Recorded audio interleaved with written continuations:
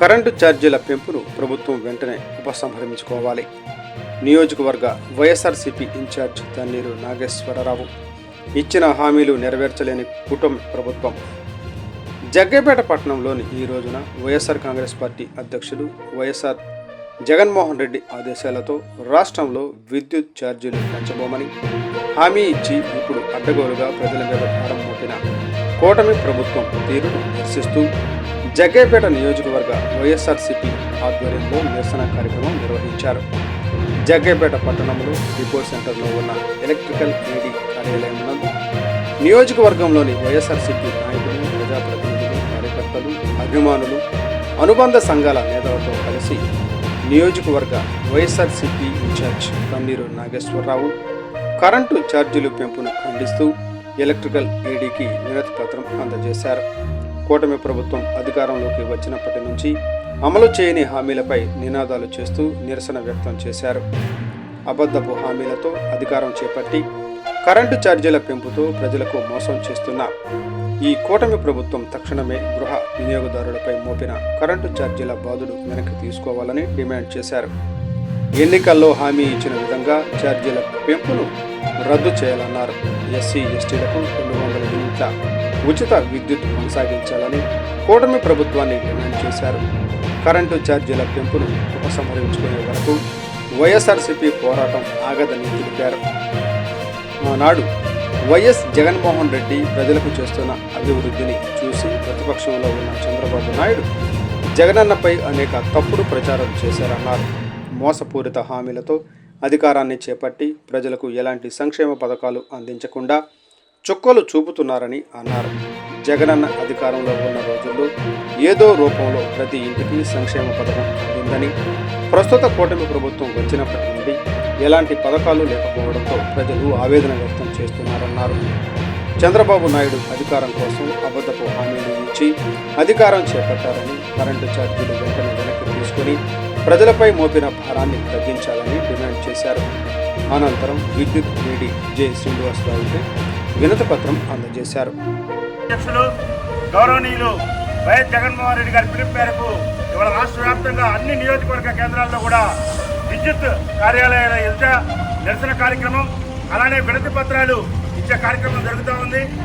రాష్ట్ర వ్యాప్త పిలుపులో భాగంగా ఇవాళ జగ్గైపేట నియోజకవర్గ మరి వైఎస్ఆర్ కాంగ్రెస్ పార్టీ ఆధ్వర్యంలో ఇవాళ స్థానిక ఏడీ కార్యాలయం వద్ద మనందరం కూడా నిరసన తెలియజేస్తా ఉన్నాం. ఇవాళ ముఖ్యంగా ఈ నిరసన కార్యక్రమానికి ముఖ్య కారణం సుమారుగా 15,500 కోట్ల రూపాయలు ఈ కూటమి ప్రభుత్వం వచ్చిన తర్వాత 2 విడతల్లో వినియోగదారుల మీద భారం వేయడం. ఎన్నికల ముందు 2024 ఎన్నికల ముందు చంద్రబాబు నాయుడు గారు ఊరూరా తిరుగుతూ ప్రతి ఎన్నికల సభలో కూడా ఒకటే చెప్పాడు, విద్యుత్ ఛార్జీలు జగన్మోహన్ రెడ్డి గారు పెంచుతున్నారు, నేను ముఖ్యమంత్రిని అయితే విద్యుత్ ఛార్జీలు పెంచడమే కాకుండా పెంచకుండా ఉండటమే కాకుండా నేను వచ్చిన తర్వాత సమీక్ష చేసి ఆ పెంచిన విద్యుత్ ఛార్జీలు కూడా తగ్గిస్తానని చెప్పి మోసపూరిత మాటలు చెప్పి ప్రజానీకం యొక్క ఓట్లు కొల్లగొట్టిన పరిస్థితి కూటమి ప్రభుత్వం. మరి 15,500 కోట్ల రూపాయలు 2 విడతల్లో ట్రూ-అప్ ఛార్జీల పేరు మీద వినియోగదారుల మీద భారం వేశారు. ఇవాళ ప్రజలు మొత్తం కూడా వాపోతా ఉన్నారు. మేము పాలిచ్చే గేదెని వదులుకొని మరి దున్నపోతులు తెచ్చుకున్నట్టుగా ఉంది ఇవాళ మా పరిస్థితి. ఒక పక్క సంక్షేమ కార్యక్రమాలు ఏమీ అందట్లేదు. సూపర్ 6 అన్నారు. సూపర్ 6 లో ఒక్క కార్యక్రమం కూడా సంవత్సరం అవుతుంది కానీ ఒక్కటి కూడా మాకు అందలేదు. కొత్త రేషన్ కార్డు లేదు, ఒక ఇళ్ల స్థలం ఇవ్వలేదు ఈ రాష్ట్రంలో, ఇప్పటి వరకు ఒక ఇల్లు ఇవ్వలేదు. అలానే భర్త చనిపోతే వితంతు పెన్షన్లు కూడా ఈ రాష్ట్రంలో ఇవ్వట్లేదు. వికలాంగులకు పెన్షన్లు లేవు. 66 లక్షల 50,000 పెన్షన్లు జగన్మోహన్ రెడ్డి గారు ముఖ్యమంత్రిగా దిగిపోయారనుకుంటే ఇవాళ 63 లక్షలైనవి. అంటే 3.5 లక్షల పెన్షన్లు ఇప్పటికే ఈ రాష్ట్ర ప్రభుత్వం తొలగించింది. అనేక రకాల సర్వేలు చేస్తూ ఉంది. ఈ సర్వేల సారాంశం ఒకటే, పెన్షన్లు ఎలా కత్తరేయాలి. చంద్రబాబు నాయుడు గారి మనసు అందరికి కూడా తెలిసిందే. అధికారంలోకి ఎక్కే వరకు కూడా ఏటి మల్లన్న అంటాడు, అధికారంలోకి వచ్చిన తర్వాత బోడి మల్లన్న అంటాడు.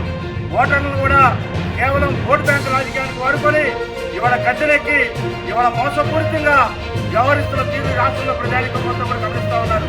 ఇవాళ మేము ఒకటే అడుగుతా ఉన్నాం, ఎన్నికల మేనిఫెస్టో అంటే భగవద్గీత, ఒక ఖురాన్, అలానే ఒక బైబిల్, జగన్మోహన్ రెడ్డి గారు అంతే భావించాడు. ఎన్నికల మేనిఫెస్టోలో ఇచ్చిన అన్ని కూడా 99% పైగా హామీలు నెరవేర్చాడు. రాష్ట్రంలో ఒక సంక్షేమ పాలన తీసుకొచ్చాడు.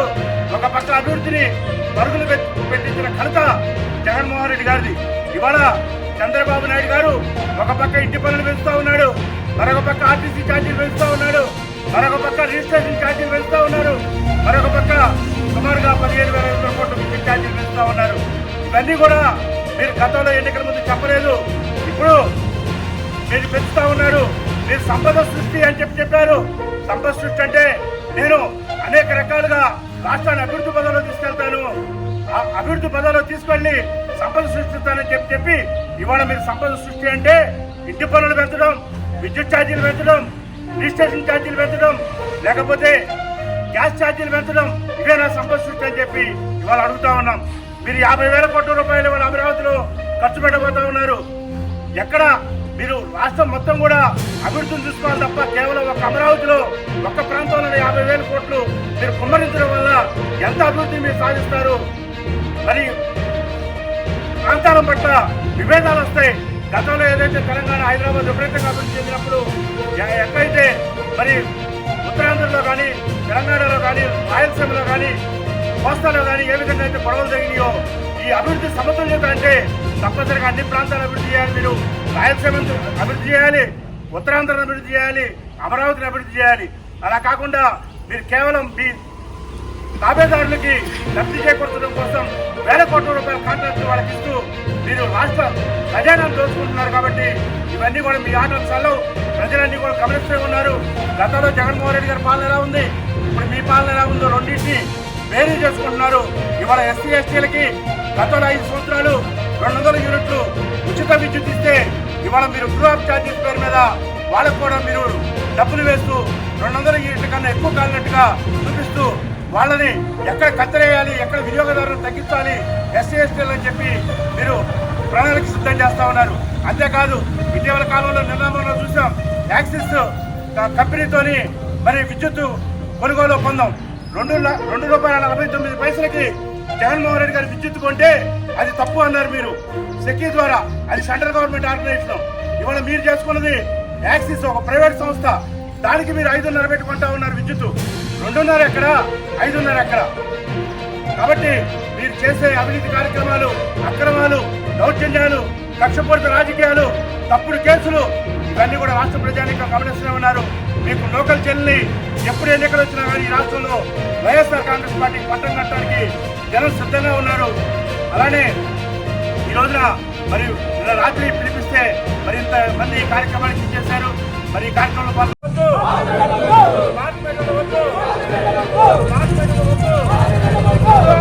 వెంటనే 16,000 కోట్ల రూపాయల భారాన్ని వెంటనే 16,000 కోట్ల రూపాయల భారాన్ని వెంటనే రాష్ట్ర ప్రజానీకంపై మోపిన 16,000 విద్యుత్ భారాన్ని వెంటనే 16,000 కోట్ల విద్యుత్ భారాన్ని వెంటనే రాష్ట్ర ప్రభుత్వం పేదలపై మోపిన 16,000 కోట్ల విద్యుత్ భారాన్ని వెంటనే పేదలపై మోపిన 16,000 కోట్ల విద్యుత్ భారాన్ని వెంటనే విద్యుత్ భారాన్ని వెంటనే రూపాయల ఛార్జీలు వెంటనే రూపాయల ఛార్జీలు వెంటనే రూపాయల ఛార్జీలు వెంటనే రూపాయల ఛార్జీలు వెంటనే విద్యుత్ నిలబెట్టుకోలేని అసమర్థ కూటమి ప్రభుత్వం, మాట నిలబెట్టుకోలేని అసమర్థ కూటమి ప్రభుత్వం, అసమర్థ కూటమి ప్రభుత్వం, అసమర్థ కూటమి ప్రభుత్వం, అసమర్థ ముఖ్యమంత్రి చంద్రబాబు, మాట నిలబెట్టుకోలేని అసమర్థ కూటమి ముఖ్యమంత్రి చంద్రబాబు, మాట నిలబెట్టుకోలేని కూటమి ముఖ్యమంత్రి Chandrababu, down down Chandrababu, down down Chandrababu, down down Chandrababu, down down కూటమి ప్రభుత్వం, డౌన్ డౌన్ కూటమి ప్రభుత్వం, డౌన్ డౌన్ కూటమి ప్రభుత్వం. విద్యుత్ ఛార్జీలు వెంటనే పెంచిన విద్యుత్ ఛార్జీలు వెంటనే పెంచిన విద్యుత్ ఛార్జీలు వెంటనే పెంచిన విద్యుత్ ఛార్జీలు వెంటనే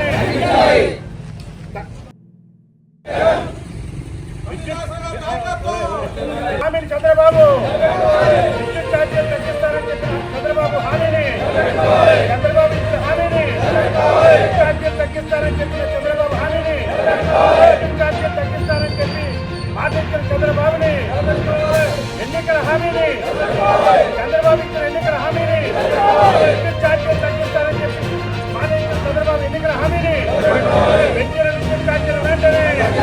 పెంచిన విద్యుత్ ఛార్జీలు వెంటనే పెంచిన విద్యుత్ ఛార్జీలు వెంటనే ఎస్సీ ఎస్టీ వినియోగదారులపై వేసిన భారాన్ని